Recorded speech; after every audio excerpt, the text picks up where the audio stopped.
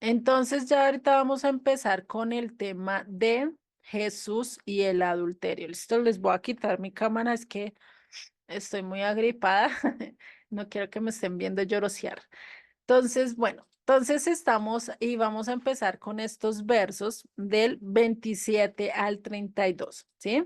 En este tema de Jesucristo y el adulterio, o Yeshua y el adulterio, pues vamos a ver que se une y el adulterio casi siempre tiene que ver con el divorcio, ¿sí? Por eso se une este tema en uno solo, debido pues a que tiene mucho que ver, ¿listo? Entonces, pues recordemos que estamos todavía en este capítulo 5 donde nos hablamos del Sermón del Monte, que recordemos son tres capítulos, no es solo un capítulo, es el 5, 6 y 7, que realmente pues nos habla de muchas de las enseñanzas de Yeshua, ¿cierto? Y por eso tenemos que recordar que cuando nosotros hagamos una interpretación de las escrituras, tiene que ser de acuerdo a qué, a lo que nos enseña incluso nuestros hermanos los judíos, porque pues es un poquito más acertado a lo que nosotros como occidentales hacemos, ¿sí? Debido a que ellos utilizan cuatro niveles de interpretación y nosotros casi siempre utilizamos uno o dos, ¿sí?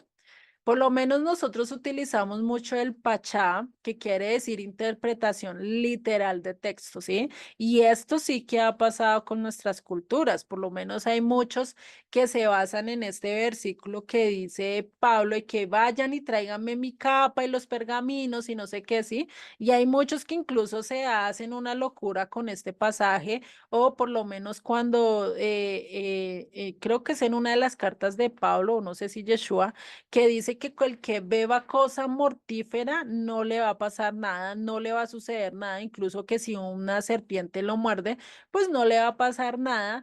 Y pues hay gente que lo toma literalmente y hasta se pone a bailar y a danzar con la culebra, ¿sí? Pues buscando que lo muerda o eso y ha pasado y muchos han muerto por esto. Y pues es algo pues que tampoco es así. Por eso no todo el texto debe ser literal, ¿sí? Y pues sí, Dios te va a salvar, te va a cuidar en ciertos aspectos, pero desde que tú no lo ve, no lo busques, ¿sí? Porque una cosa es que tú preveas y digas, no, por ahí no me voy a meter porque yo sé que está cierta víbora o está cierta cosa, pues no, yo no me voy a meter por ahí porque si no, me hago daño, ¿cierto? Estoy previniendo y el Eterno te está guardando porque tú también te prevés. Pero ¿qué pasa si tú de adredes te metes por un lugar que no es o te metes por el camino de la víbora? Pues de lógico que te va a terminar mordiendo, ¿cierto? Y pues eso es algo como si tú estuvieras tentando a Dios, ¿eh?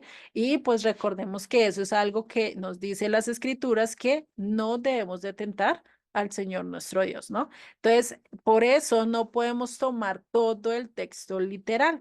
Por eso tenemos que mirar qué partes son literales y qué partes entrarían en la segunda interpretación, que es el remés, que es el que nos da pistas de algo más, ¿sí? Que por lo menos te está hablando de la puerta y esto es una pista de algo más a fondo, ¿sí? Que te está hablando de una oveja, pero la oveja no es solo una oveja literalmente, sino que te está hablando de un símbolo de algo más. La oveja, recordemos que es simbolismo de qué? Del pueblo de Dios y de también de la persona como individuo, ¿cierto? Entonces, por eso podemos saber que nos está llevando a algo más.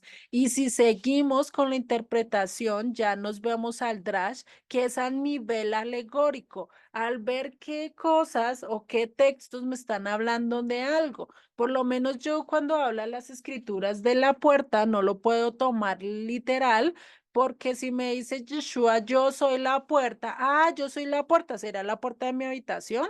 ¿Será la puerta de mi casa? ¿Será la puerta del Palacio de Justicia? ¿De cuál puerta me está hablando? Entonces no la puedo tomar literal. ¿Qué es lo que dice Yeshua? Yo soy la puerta para que entren a qué? Al redil. Yo soy la puerta para que puedan entrar otra vez al pacto con Dios. A través de mi sangre, a través de lo que yo hice en la cruz, es que ustedes pueden entrar otra vez en pacto. Eso es lo que se está refiriendo con decir, yo soy la puerta, ¿sí? Porque recordemos que para esa época, cuando se hablaba del redil, del rebaño, casi siempre era un como en forma de círculo, si ustedes lo buscan, y tenía una puerta chiquita que era donde el pastor se hacía para cuidar que sus ovejas no se fueran a salir, ¿sí? Y por eso dice que el que entra por otro lado, pues es un ladrón, un usurpador, ¿cierto? Porque no entra por la puerta, como lo hace el pastor. Entonces, imagínense, o sea, tenemos mucha más representación si entendemos la alegoría de lo que nos está hablando. ¿Listo? Y si le entramos un poquito más a fondo, que es el nivel SOT, que ya es el último, pues acá ya es cuando necesitamos ver que hay misterios, que hay algo secreto en las escrituras que nosotros no podemos ver a simple vista. O sea, solo leyéndolo por una hojada, no, que necesitamos estudiar mucho más. Como ahorita, por lo menos cuando Charo nos preguntó el cuadrante, para poder entender esa parte, pues, ¿qué nos toca hacer? Estudiar cuánto medía, cuánto pesaba, pasarlo a nosotros, a nuestra moneda y todo eso para poder entender mucho mejor a qué era lo que estaba hablando Yeshua, ¿cierto? No solo a eso, sino que nos toca entender por lo menos que los modismos de la época de Yeshua, de la cultura hebrea, nos toca entender qué estaba pasando a nivel sociopolítico, todo esto nos toca entender, incluso la geografía, incluso todo eso, porque hasta en eso el Eterno nos habla a nosotros, ¿sí? Por eso es que el estudiar las escrituras no es solo leerlas y ya, sino que nos toca sentar y dedicarle cierto tiempo de nuestras vidas para poder llegar a qué? A entenderlo. Y otra vez volvemos y tenemos este texto de oísteis que fue dicho, mas yo os digo, pues recordemos que está dando qué? Su interpretación. Estaba dando a entender de acuerdo a su cultura, a lo histórico que estaba pasando, de acuerdo a todo eso, estaba dando que la verdadera interpretación, que nosotros no podemos sacarlo bajo nuestro contexto, bajo nuestra cultura, porque la cultura de Yeshua, él es judío, sí, él es de la tribu de Judá, pues de lógico que no lo podemos sacar de contexto porque no es nuestra cultura. La cultura colombiana, peruana, argentina, mexicana, son tan diferentes en sí. Imagínate nuestras culturas con las de los orientales y que todos los orientales también se definen o se diferencian en ciertos aspectos. Por eso nosotros tenemos que llegar a entender muy bien la cultura de esa época. Y para entenderlo muy bien, pues, ¿qué tenemos que hacer? Conocer la historia universal, conocer la historia de Israel y cómo se conecta con la historia universal, entender los aspectos culturales de aquella época, entender incluso si es posible el alefato hebreo, saber cuáles son sus palabras, su significado. Recordemos que el alefato hebreo se compone de 22 letras, ¿cierto? Cada uno con un significado, con un número que nos lleva y nos da sentidos en ciertas ocasiones y nos ayudan a entender muchas de las cosas acerca de las escrituras. Pero a veces, como leemos y lo tratamos de sacar literalmente, pues imagínate cuando dice, ay, si tu ojo te hace caer, sácatelo. Pues imagínate cuántos tuertos no andarían hoy. Yo creo que hoy en día ya todos andaríamos tuertos, maniquebrados, sin pies, porque nos tocaría quitárnoslo, ¿cierto? Porque no lo podríamos hacer, o sea, por eso no podemos ir a hacerlo todo de manera literal, porque si no, imagínate a dónde vamos, ¿cierto? Pues por eso tenemos que entender muy bien, de manera muy práctica, lo que estaba haciendo Yeshua.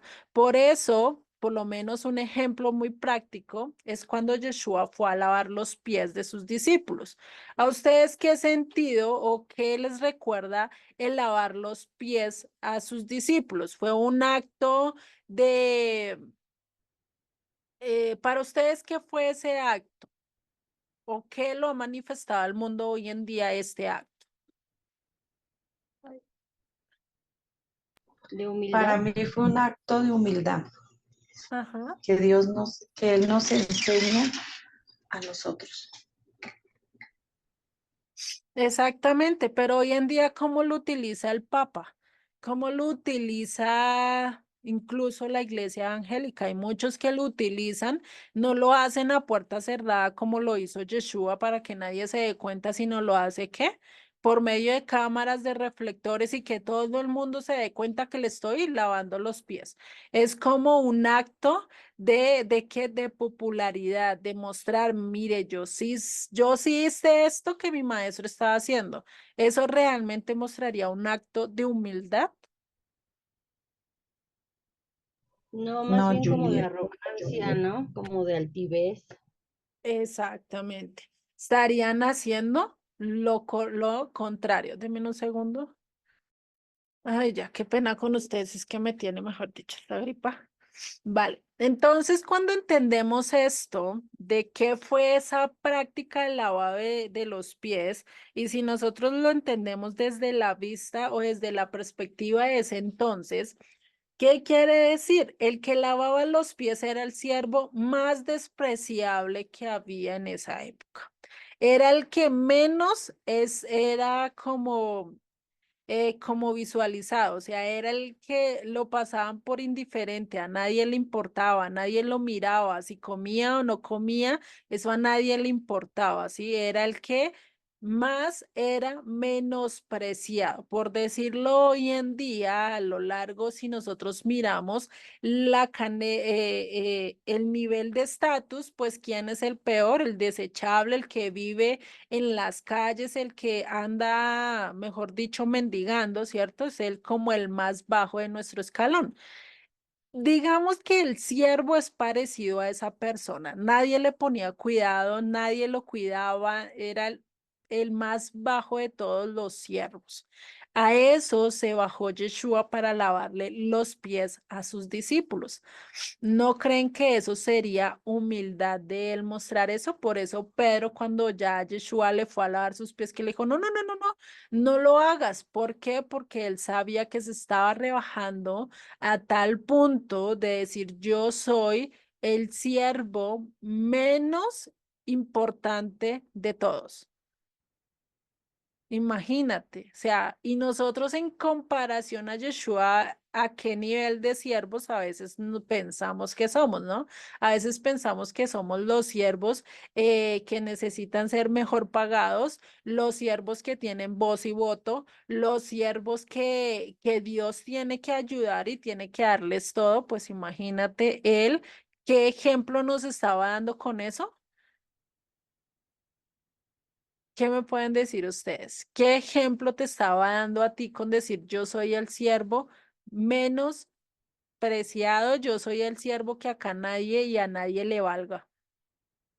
Imagínate, ¿no?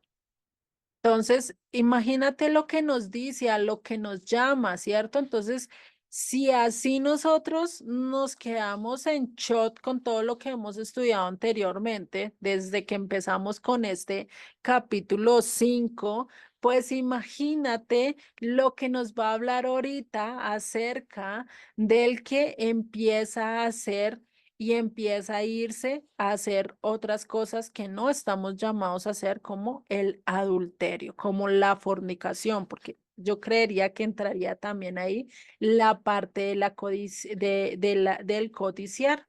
Y pues todo viene ligado, ¿no?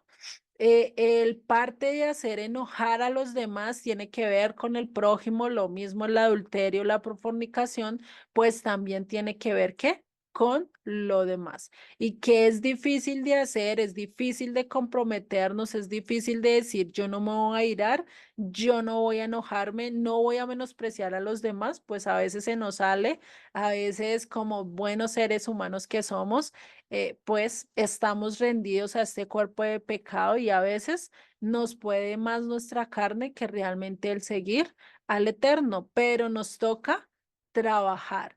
¿Y quién es el que nos va a cambiar? ¿Quién es el que realmente nos va a dar el verdadero significado de cada mandamiento? Pues Yeshua, ¿cierto? Por eso vamos a entrar ya con este tema. En el verso 27, bueno, lo vamos a dejar para la próxima clase, ya nos queda 4 minutos. Y la verdad quedaría muy cortado si lo iniciamos ahorita, ¿sí? Entonces ya teniendo este preámbulo, dime. Julie, perdón, regálame la última, por favor. Sí, vale, La vale. última diapositiva. Gracias. Ujú. Dame un segundo, listo. Entonces, hasta acá vamos a llegar, ¿sí? Porque si no quedaría muy cortado y ya dentro de 8 días entramos directo al tema, ya no le voy a dar introducción ni nada de eso. De pronto sí un resumen o algo como para que volvamos a coger el hilo, pero ya entraríamos directo al tema, ¿sí? Entonces, con eso nos quedamos la clase de hoy, recordando todo esto que Yeshua pues realmente nos está taladrando muy duro y sí que lo va a hacer de aquí en adelante, nos va a dar muchas enseñanzas, muchas cosas prácticas que debemos empezar a manejar, que no es fácil porque pues a veces vemos a alguien y empieza a actuar con sus bobadas o bueno, empieza a hacer cosas que no son y nosotros que, ay, es que sí, sí me parece bobito, ¿cierto? Lo primero que nos sale, lo primero que nos viene a nuestra cabeza y pues todo eso nos toca cambiarlo, pero realmente saber que no podemos hacerlo solo, sino con quién, con el Eterno, ¿sí? Él es el único que nos puede ayudar a cambiar y pues por eso tenemos que estar pues que estudiando, tratar de buscar más de él y pues de decirle, Dios mío, tú sabes que esta parte definitivamente no lo puedo hacer, ayúdame a morderme la lengua cuando voy a hacer esto,